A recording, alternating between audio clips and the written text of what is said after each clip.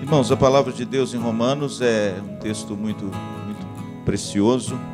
Foi um dos textos mais importantes da Reforma Protestante, um dos maiores teólogos do nosso século, já falecido, Dr. Calbart, escreveu um comentário de mais de 1000 páginas sobre a carta aos Romanos. Foi o livro de ouro de John Stott, falei nele sobre agora de manhã. Foi o livro de ouro de Martinho Lutero. Lutero chamou a carta aos Romanos de Epístola de Ouro. Foi a grande carta da Reforma Protestante. Tem sido uma carta onde a exposição do Evangelho ela é feita de forma mais clara, cristalina e bem elaborada de todos os tempos. O apóstolo Paulo escreveu aos Romanos um verdadeiro tratado doutrinário e prático sobre o Evangelho de Jesus Cristo.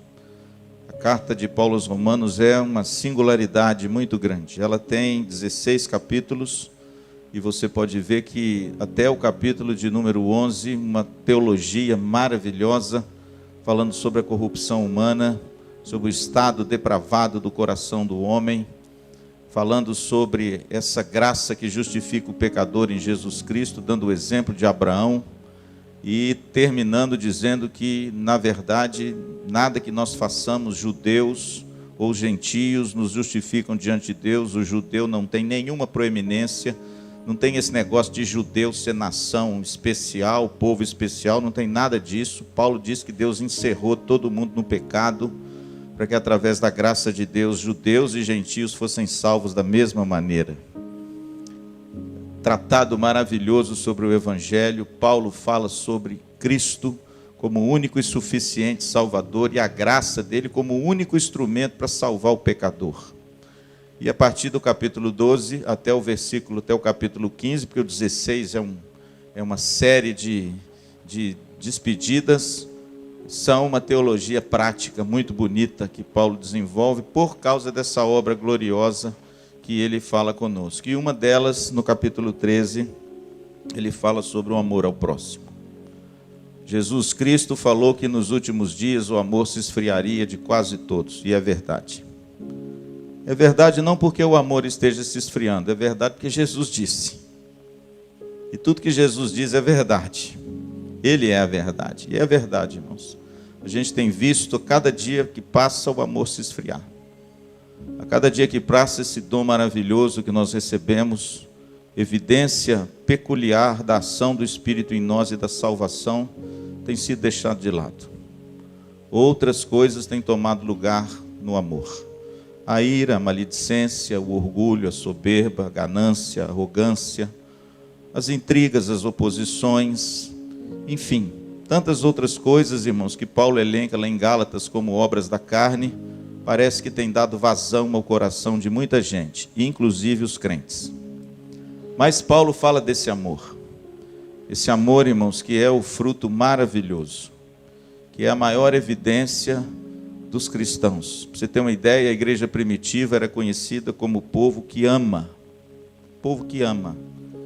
E ao longo da história, se você estudar um pouco da história da igreja, você vai ver quantos benefícios a igreja trouxe à sociedade por causa desse dom maravilhoso do amor. Por exemplo, se você hoje fica doente e vai no hospital, é por causa do cristianismo. Até Jesus Cristo, as pessoas curavam suas males em casa. Ninguém cuidava de ninguém. A gente cuidava só do próprio umbigo e só da própria família.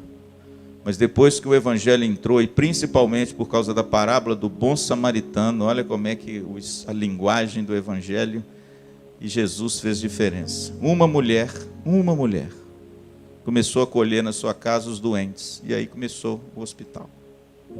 Então você veja, irmãos, que isso tudo foi fruto do amor. Alguém resolveu encarnar esse amor e cuidar daqueles que ninguém queria cuidar. E aí, a partir disso aí, hoje criou-se uma mega, super indústria do hospital, né? Mas tudo começou com uma pessoa que leu e encarnou a parábola do bom samaritano. Você pensa que isso é muito antigo? Isso é de agora, irmãos, de agora. Interessante que é o dom por excelência, o amor. Jesus Cristo disse que nisto conhecerias que sois meus, se tiverdes amor uns pelos outros. Mas ele também disse que por se multiplicar a iniquidade, o amor se esfriaria de quase todos. Veja que é inversamente proporcional.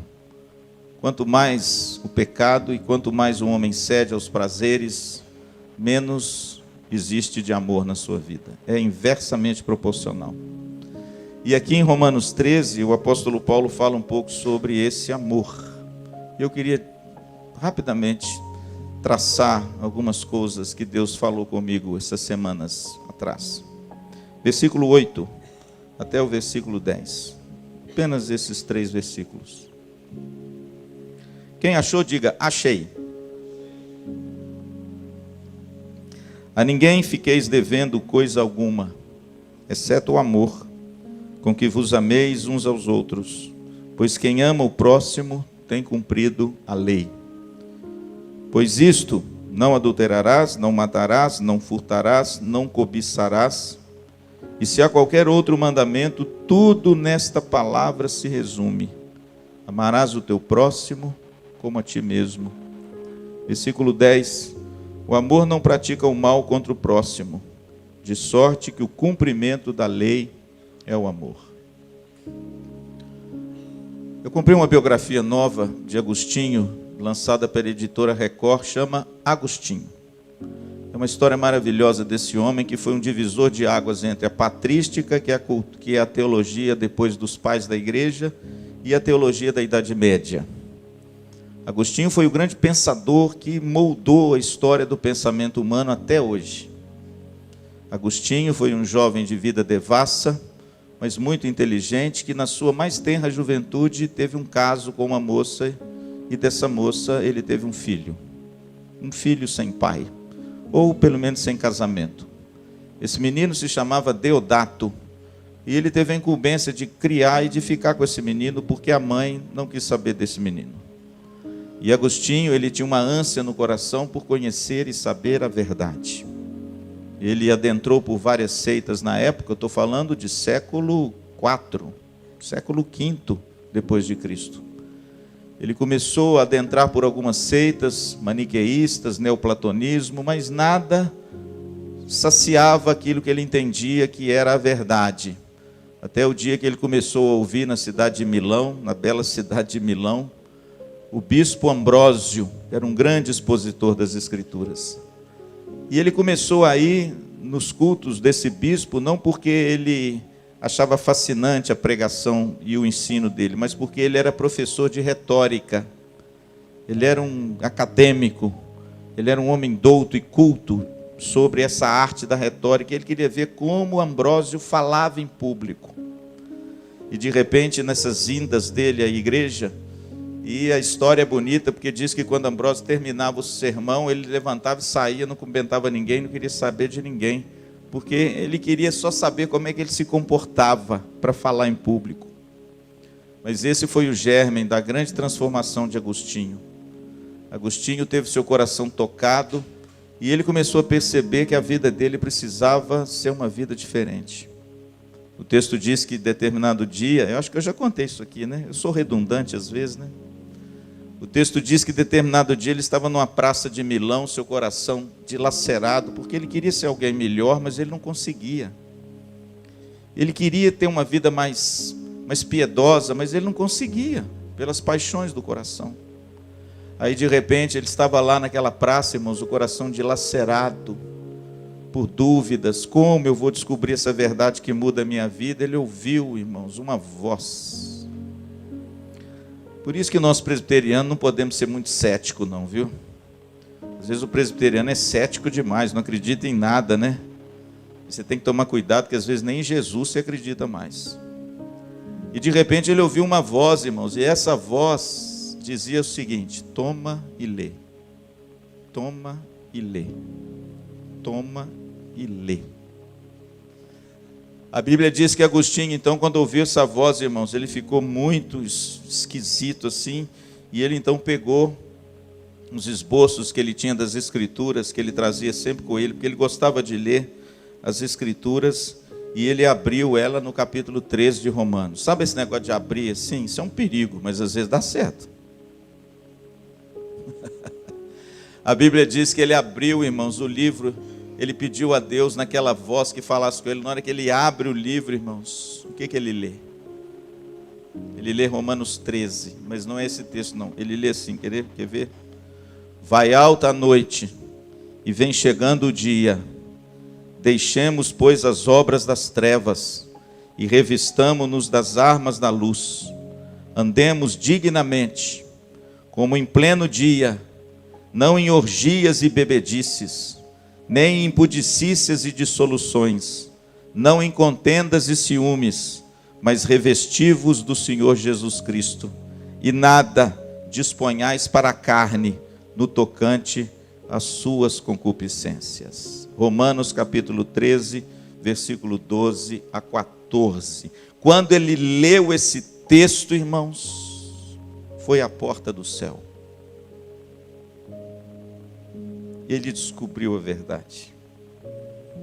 Esse texto falava aquilo que ele vivia: dissoluções, concupiscências, paixões desenfreadas, noite.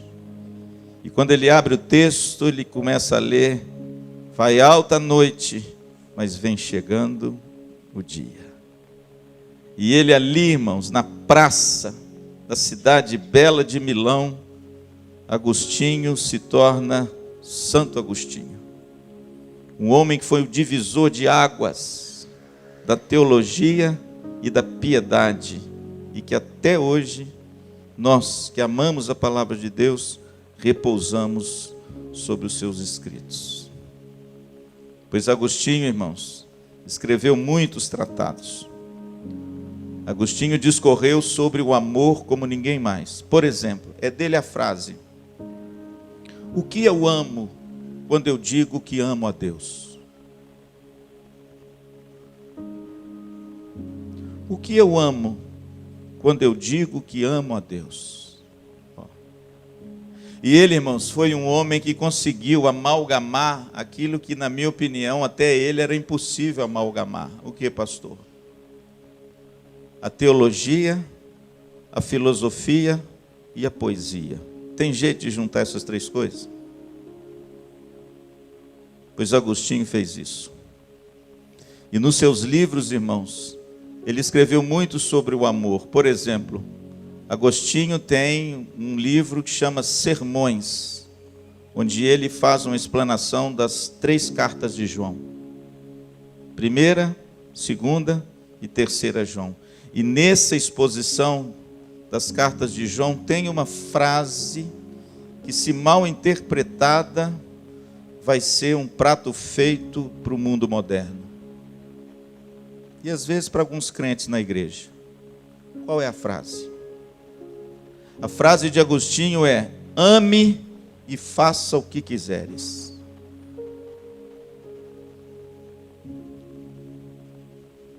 É ou não é?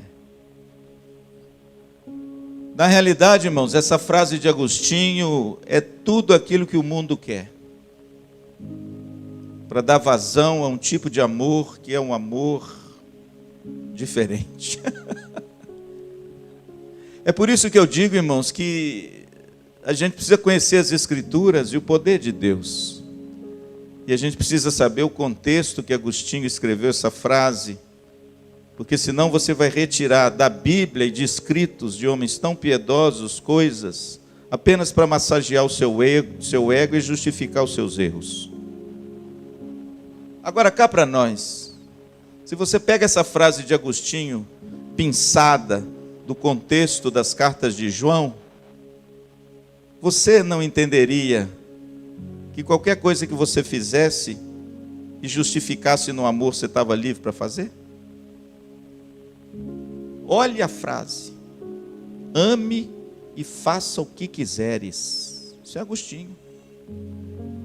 Mas na realidade, irmãos, quando a gente estuda Agostinho e estuda os sermões em João, você vê que essa frase dele está conectada ao amor a Deus. O que ele quis dizer, e que muitas pessoas hoje às vezes até usam isso como desculpa para viver um tipo de amor que a Bíblia não nomeia, e pelo contrário, a Bíblia é até contra. Se você lê o contexto de Agostinho, você vai ver que esse amor, ame e faça o que quiseres, é mais ou menos assim, quer ver? Ame a Deus, siga ao Senhor, olhe a sua palavra, e fazendo isso, pode fazer o que você quiser, porque tudo que você fizer, vai estar lá. Viu como é que mudou? Viu como, irmãos, o amor que Agostinho escreveu não é um amor ilimitado? Não é um amor que nos cheira a libertinagem? Não é um amor que dá vazão a tudo e você abre o guarda-chuva do amor e coloca tudo lá dentro dizendo que é por amor? Não, irmãos. Ama e faça o que quiseres, de Agostinho, não é uma desculpa para você, de repente, praticar os atos mais esdrúxulos e estranhos sobre o arcabouço do amor para se justificar diante dos outros e de Deus. Não, irmãos. O que Agostinho escreveu e que Paulo aqui nos prova é que o verdadeiro amor ao próximo, ele está limitado ao amor a Deus. E principalmente, irmãos, ele está limitado aos preceitos e valores do caráter de Deus e da palavra de Deus. Se você é uma pessoa que ama a Deus, ama a palavra de Deus e ama a Cristo, aí sim, faça o que você quiser. Por quê? Porque tudo que você fizer vai ser uma expressão desse amor. É isso que Agostinho diz. Na realidade, irmãos, quando a gente olha para a Bíblia, o amor que a Bíblia proclama e declara não é um amor libertino. Não é algo que dá vazão àquilo que você deseja e quer e usa como arcabouço o amor para se justificar. Quando a gente olha para a palavra de Deus e para Paulo nesse texto, a gente vê que o verdadeiro amor, esse amor que Agostinho escreveu essa frase assim tão difícil, sem entender o contexto, é um amor que tem alguns deveres. O nosso amor, irmãos, é limitado por deveres. O que o mundo oferece como amor, extrapolou os deveres do amor. Pode ser qualquer outra coisa, menos amor. Não adianta, irmãos. O fulcro, a base, o limite é a palavra de Deus. Pelo menos para nós crentes, precisa ser. E o apóstolo Paulo em Romanos, ele fala sobre os deveres desse amor. O amor ao próximo. E Agostinho, irmãos, ele escreve sobre isso. O nosso amor, ele tem alguns deveres, ele é limitado pelo amor a Deus. Quando nós amamos a Deus, seguimos a palavra de Deus, aí sim, nós estamos prontos a fazer o que quiser. Por quê? Porque tudo que fizermos estará debaixo do limite do dever desse amor. Aí eu pergunto a vocês, quais são os limites do amor? Quais são os deveres desse amor que Cristo nos chamou para amar uns aos outros? Quais são os deveres que esse amor bíblico nos impõe para que o nosso testemunho brilhe alto e que seja um diferencial no meio dessa sociedade onde tudo é amor? Lulu Santos tem uma música que diz assim: consideramos justa toda forma de amor. Já escutou? Aí eu pergunto, será? Essa pregação minha é até perigosa, irmãos. Porque do jeito que as coisas estão hoje, se contrariar é perigoso de ir preso. Mas na realidade, irmãos, o Lulu Santos está redondamente errado. Mesmo porque começou sua vida bem com uma esposa e hoje está com um rapaz. Pastor, quais são os deveres do amor?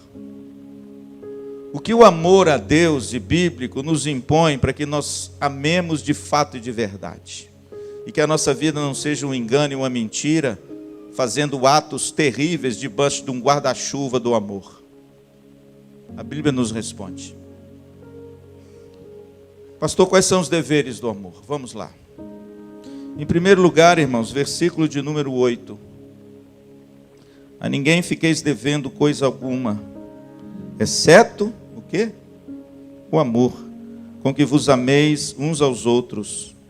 pois quem ama o próximo tem cumprido a lei. Primeiro, o amor tem o dever da dívida.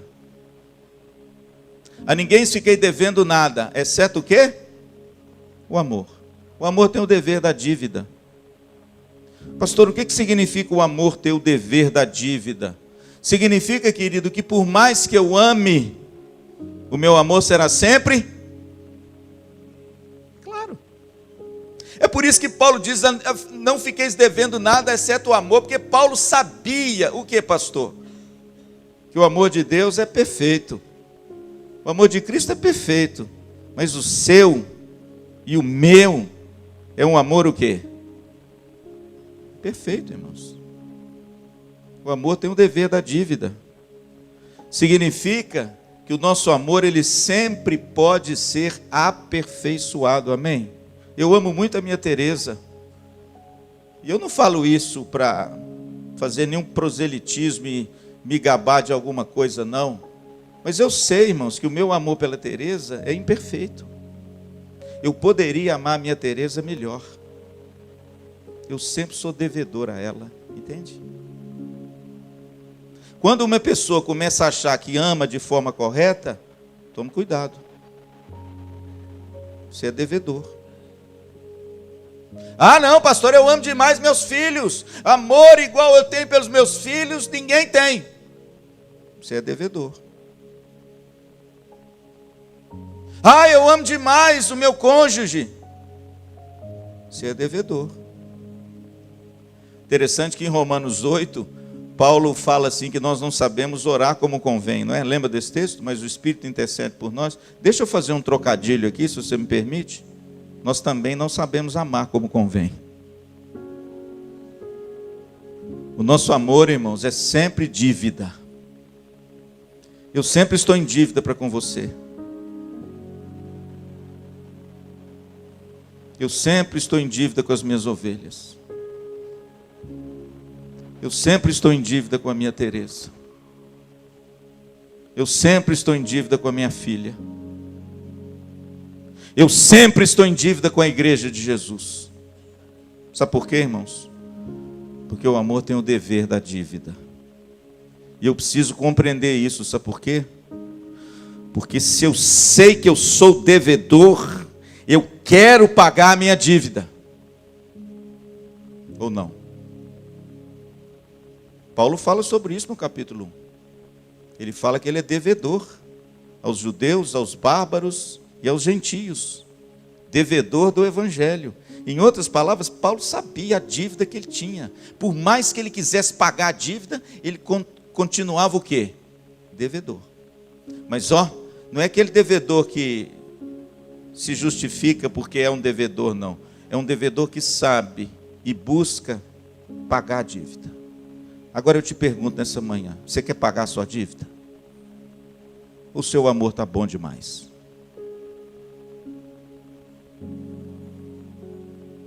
Portanto, meu querido, quais são os deveres do amor? O primeiro dever do amor é que o amor tem o dever da dívida. O nosso amor, ele pode e ele deve ser aperfeiçoado. Eu posso amar a Teresa melhor.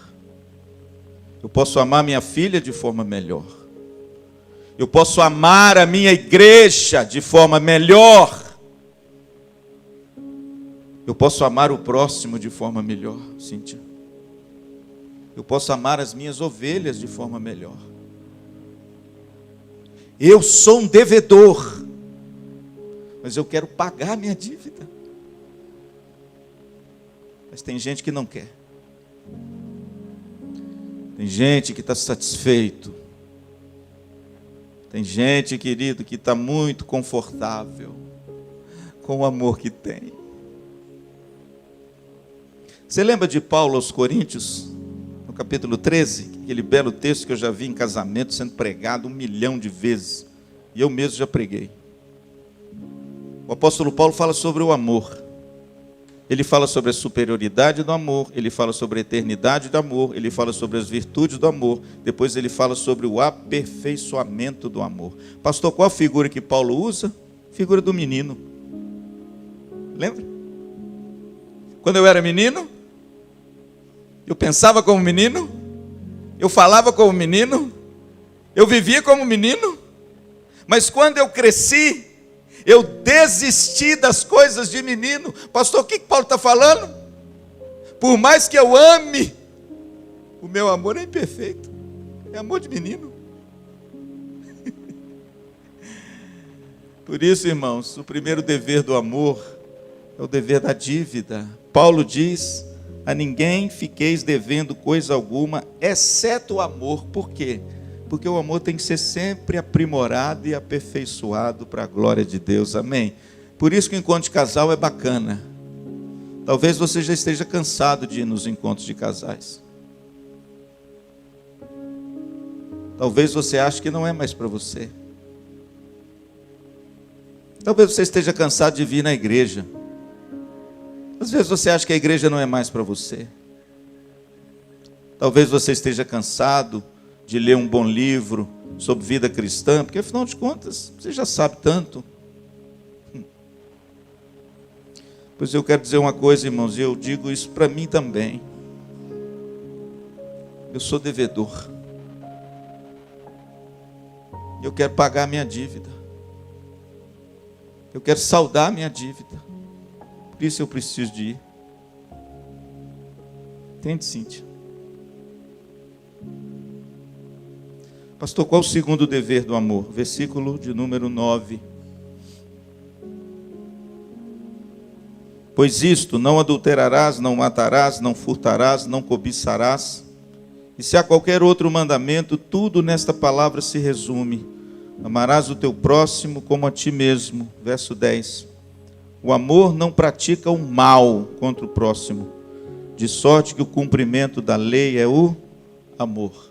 Pastor, qual o segundo dever do amor? Primeiro, o amor tem o dever da dívida. Segundo, o amor tem o dever do bem. O amor tem o dever do bem. Versículo 10 diz que o amor não pratica o mal contra o próximo. Sabe o que significa isso, irmãos? Significa que não existe nada sobre o arcabouço do amor que traz perjúrio, desagravo, amargura, dor, tristeza, angústia no coração de quem quer que seja. Se traz, não é amor. O amor não pratica o mal. Pelo contrário, é por isso que Paulo cita o mandamento. E você pode ver que esses mandamentos que Paulo pratica são os mandamentos da segunda tábua, né? São os mandamentos de amor com respeito ao próximo. Não cobiçarás, olha aí o que ele cita. Não matarás, não furtarás, não adulterarás. Por quê?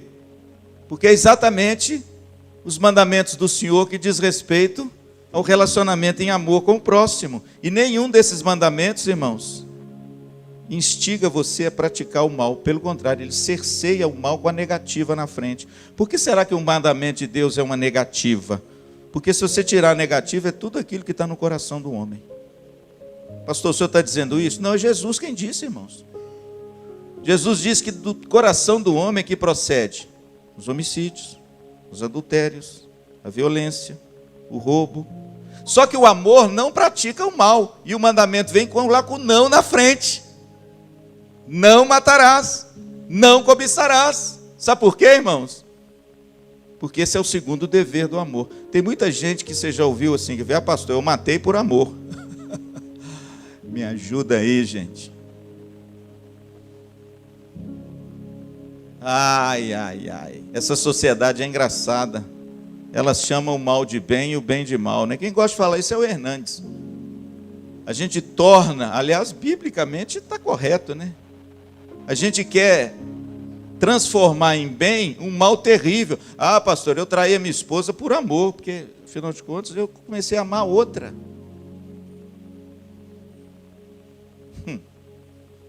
Pois saiba de uma coisa, meu amado, a Bíblia diz, guarda esse versículo, como diz o pastor Jader lá, grifa esse versículo, meu filho.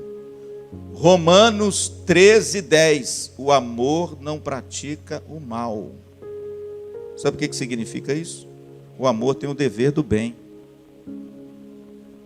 O amor pratica o bem, irmãos. O amor quer o bem das pessoas. O amor enleva o coração dos outros. O amor traz paz. O amor é concórdia, é reconciliação. O amor é afeto. O amor é carinho. O amor não arde em ciúme, não se ensoberbece, não busca os seus próprios interesses. O amor produz o benefício do outro, por quê? Porque ele produz o bem e não o mal. Tem tanta gente, irmãos, atacando umas às outras e produzindo um sentimento tão ruim no coração debaixo do arcabouço de amor. Aí eu me pergunto, será que é amor de verdade? Tenho minhas dúvidas, irmãos. Tenho minhas dúvidas se o sentimento por detrás de qualquer perjúrio seja o amor. Eu tenho dúvida. Porque a palavra de Deus diz que o amor não pratica o mal. Sabe o que significa isso? O amor é sempre devedor ao bem. Quando a gente lê a carta de Tiago, estou terminando. Tiago escreve que toda boa dádiva e todo dom perfeito vem do alto, do Pai das luzes. Sabe por quê? Porque Deus é amor e Deus é bom. Nele não há injustiça alguma, está vendo? E o nosso amor, irmãos, ele não pode ser um guarda-chuva para encobrir atos perversos, mesquinhos, onde muitas vezes a gente fere as pessoas com atitudes, com palavras, com ações. E aí, para se justificar, você diz assim: ah, eu fiz isso por amor. Puxa, que amor é o seu que machucou tanto o meu coração? Pastor, o amor é devedor de quê? É devedor do bem. Primeira carta de João, que vocês aprenderam com o pastor Dalmo, no capítulo 3, João fala das obras de Abel e das obras de Caim. Ele fala que as obras de Caim foram más, porque o seu coração era maligno e Deus não aceitou. Ele dá um exemplo, irmãos, de algo que ele entendeu que estava oferecendo de bom grado sobre o arcabouço do amor, mas era mal. Mas Deus não aceitou. Por quê? Porque ele não tinha a dívida do bem.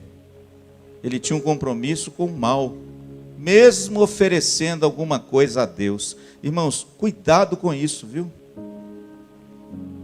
Cuidado para você não achar que está prestando um culto a Deus e o seu amor está maculado pelo mal. Portanto, querido, em segundo lugar, o amor tem a dívida do bem. O amor busca praticar o bem. O amor, ele deseja sempre algo altruísta, algo que edifica, algo que traz paz, algo que reconcilia, algo que promove a união, algo que promove o perdão, a reconciliação, o estado da pessoa melhor do que o anterior. O amor é aquele que de repente levanta você e não ajuda a derrubar. Pastor, qual o terceiro dever do amor que a gente acha na Bíblia? Em terceiro lugar, o amor tem o dever da prática. Irmãos, por favor, vá comigo na primeira carta de João. Me lembrei de um texto aqui, lá no capítulo 3. Vira um pouquinho as páginas da sua Bíblia. O apóstolo João fala muito sobre isso. Aliás, o apóstolo João é o apóstolo do amor. Mas ele não era assim não, viu, irmãos? Ele era um homem irado, irascível. Se você já leu a Bíblia, você sabe que João não era esse docinho que ele é depois que ele teve seu coração convertido, não. No capítulo 3, irmãos, no verso 16, João faz uma correlação muito bonita. Veja bem. João capítulo 3, primeira carta, não é evangelho não. Nisto conhecemos um amor, que Cristo deu a sua vida por nós, e devemos dar a nossa vida pelos irmãos. Ora, aquele que possuir recursos deste mundo, e vir a seu irmão padecer necessidade, e fechar-lhe o coração, como pode permanecer nele o amor de Deus? Agora veja a exortação do apóstolo. Filhinhos, não amemos de palavra nem de língua, mas de fato e de verdade. Pastor, por que João enfatiza tanto esse amor da prática? E por que ele começa citando o exemplo de Deus em Cristo desse amor? Porque o amor na Bíblia, irmãos, não é um amor sentimental apenas. O interessante é que ele cita no verso 16 o que consiste o verdadeiro amor. E esse verdadeiro amor consiste em dar, em oferecer, em doar. O verdadeiro amor consiste em Cristo dar a sua vida por nós. Está vendo? Por que João diz isso? Porque naquele tempo existia uma doutrina que se chamava neoplatonismo. O que é isso, pastor? Isso é uma filosofia platônica misturada com o evangelho e fez um negócio esquisito, uma sopa amarga, que dizia que esse amor verdadeiro era apenas de sentimento. E não tem esse negócio de praticar não, porque o corpo é mau e o espírito é que é bom. O platonismo falava isso. Então tudo aquilo que você pratica com o corpo é maculado, é ruim. Mas o verdadeiro amor é algo só assim, místico, elevado, coisa da alma. Aí sabe o que João faz? Ele escreve dizendo, não senhor. O amor não é isso não. O amor consiste em dar. E ele dá o exemplo de quem? De Cristo. O verdadeiro amor não é suspiro, irmãos. O verdadeiro amor não é aquele negócio quando o jovenzinho é tímido, igual eu era. Ei, irmãos, se precisar de um homem tímido, era eu. Eu tinha dificuldade de conversar com as moças. Eu era muito tímido. Jovem do interior, você já viu, né? Eu tinha um problema de expressar, eu não conseguia chegar perto das moças. E às vezes eu gostava das moças, das mocinhas, e ficava suspirando, irmãos, por aquela menina. Eu me lembro, por exemplo, de uma moça que eu tive no meu grupo escolar, Coronel Camilo Soares, lá em Ubá. Eu era criança, ela tinha uns cachinhos, irmãos. Eu lembro dela até hoje, que coisa, né? Não conta para Tereza não. Ela tinha uns cachinhos. Ela era linda, tinha um olho verde. Como eu amava a Letícia. Amava, entendeu? Você entendeu o tempo verbal que eu usei, né? Pretérito, passado. Quando eu chegava na sala, irmãos, eu tinha uns 10, 11 anos, eu via a Letícia e eu ficava louco, eu queria sentar perto dela. Mas eu nunca cheguei perto dela e falei com ela, nada. Por quê? Timidez. Aí alguém falava para mim assim, Luciano, o seu amor é platônico. Sabe o que é o amor platônico? É aquele amor que não desemboca em quê? É só do...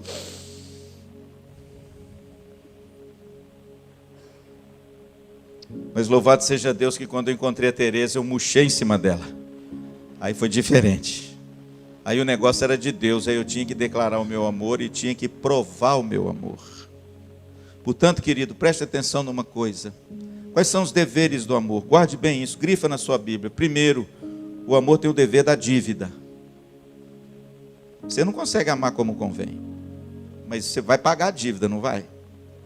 Ah, vai.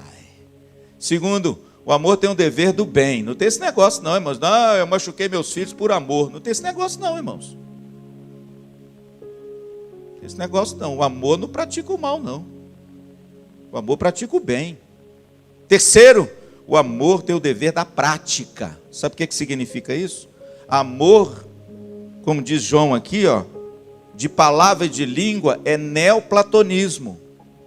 É filosofia grega. Porque o amor bíblico são gestos de amor. É prática de amor. É prova de amor, entende? É doação. É compaixão. É estender a mão. É fazer algo que prove o seu amor. E não apenas fala que ama. Versículo 18, quando João fala que nós amamos de fato e de verdade, ele está querendo dizer o seguinte, ame na prática. É apenas um subterfúgio literário. Porque o amor, irmãos, tem o dever da prática. Eu sempre posso me esforçar um pouco mais para demonstrar o meu amor. Amém? E aí eu pergunto, como é que você demonstra o amor na prática?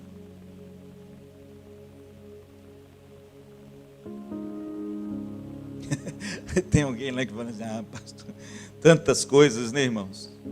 Uma visita, telefonema, um presentinho, um abraço, um carinho. Você dizer à pessoa que ela é importante para você, elogiar, reconhecer o valor dela, adorná-la, se importar com ela. Enfim, são tantas formas, irmãos, que nós somos devedores desse amor na prática, não é? É igual aquele casal, né? Que quando o pastor Luciano faz o casamento, eles fazem votos, não é? Você promete, meu filho, amar sua esposa na alegria. Qual que é a sua resposta? Prometo. Na saúde, prometo. Tá tudo lindo, irmãos. O vestido está em style, o terno nos trinques. Prometo. Aí de repente, irmãos, dali para o fim, acabou a demonstração de amor. Fica uma coisa fria, dura, distante. Fica uma coisa árida, seca. E aí você chama o sujeito para conversar. Pastor, tem disso. Meu filho, deixa eu dizer uma coisa. A sua esposa está dizendo para você, está me contando aqui, que o casamento de vocês está muito seco, o negócio está muito ruim. Ela não ouve mais nada da sua boca. Falou, pastor, eu sou um homem de palavra. Eu falei, você é mesmo, irmão? Mas o que está acontecendo? Eu já falei que eu a amo no dia do meu casamento. Não preciso repetir mais. Eu falei, é mesmo, meu filho? Quer dizer que o senhor é um homem de palavra. Mas e os gestos de amor? Não. Ela tem que crer e confiar em mim. Eu jamais vou traí-la. Porque eu disse para ela que eu a amo e eu vou amar até o fim. Aí eu virei e falei assim, mas se adocicar esse amor com a prática cotidiana, não faz mal para ninguém, né? Aí ele entendeu que de repente, irmãos, o amor é igual o jardim. Né? Ontem no Manaim, estava a coisa mais linda do mundo. Tudo verdinho. O orvalho da noite, de manhã, com frio, dá uma coloração, parecendo uma geadinha na grama, né? Fica lindo. Nós acordamos muito cedo, e estava aquela coisa branquinha, bonita, do orvalho da noite, e quando vem o sol, e ele esquenta as folhas, vai ganhando aquele verde vistoso, e aquela água vai brotando a terra, e a coisa fica bonita, fica tão aprazível aos olhos. Talvez esteja faltando isso no seu jardim. A água. Do quê? Do amor demonstrado. Do amor na prática. Entende? Do carinho. Do abraço. Do beijo. Da proximidade, da ajuda, da mão estendida, da palavra de ânimo, do encorajamento mútuo, para ter certeza que você sabe que você é importante para a pessoa. Guarde isso, meus irmãos. O verdadeiro amor é doação. Fora disso, é de palavra e de língua, é platonismo, não é Bíblia. Viu? Em último lugar, a segunda carta de João, vire por favor algumas páginas da sua Bíblia. O mesmo apóstolo do amor fala sobre o último dever do amor. Versículo de número 1 e 2. Olha o que ele diz. O presbítero, a senhora eleita, e aos seus filhos, a quem eu amo, na verdade. E não somente eu, mas também todos os que conhecem a verdade. Versículo 2, por causa da verdade, que permanece em nós e conosco estará para sempre. Que coisa, né, irmãos? Em 2 versículos, João usa 3 vezes uma mesma palavra. Que palavra? É a palavra predileta de João. Qual é? Verdade. O que João quer dizer, primeiro, versículo 1, que ele ama na verdade, que eles conhecem a verdade, e a causa é a verdade. Pastor, o que significa isso? Esse é o terceiro dever do amor. Primeiro, o amor tem o dever da dívida, o amor tem o dever do bem, o amor tem o dever da prática. Olha os limites e os deveres do amor. E por fim, o amor tem o dever da verdade. E a verdade aqui não é um escopo doutrinário, igual muitos pensam. A verdade aqui, irmãos, não é um sistema teológico que muitas vezes faz muitos pastores e teólogos arrogantes. A verdade aqui é aquela verdade pura, que o apóstolo João sabe o que significa. A verdade aqui é Jesus. É a sua palavra, é o seu evangelho. Significa que o amor tem o dever da verdade. Sabe o que significa isso, irmãos? O amor, ele está limitado pela verdade revelada em Cristo. Fora de Cristo e fora do escopo bíblico, não é amor, é engano.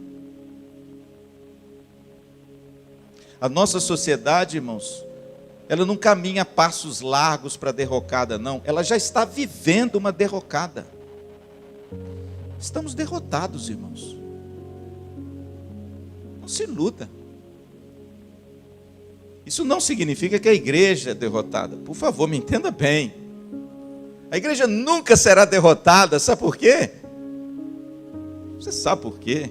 Que o fundamento é Cristo, quem edifica é Cristo, o Senhor dela é Cristo, o cabeça dela é Cristo, e Ele vai levar até o fim, amém? Mas a sociedade, irmãos, já está destruída. Por quê? Porque extrapolou os limites do amor além da palavra de Deus. Porque o amor, irmãos, ele tem o dever da verdade. João disse assim, olha, eu amo vocês, mas eu amo, o que está escrito aí?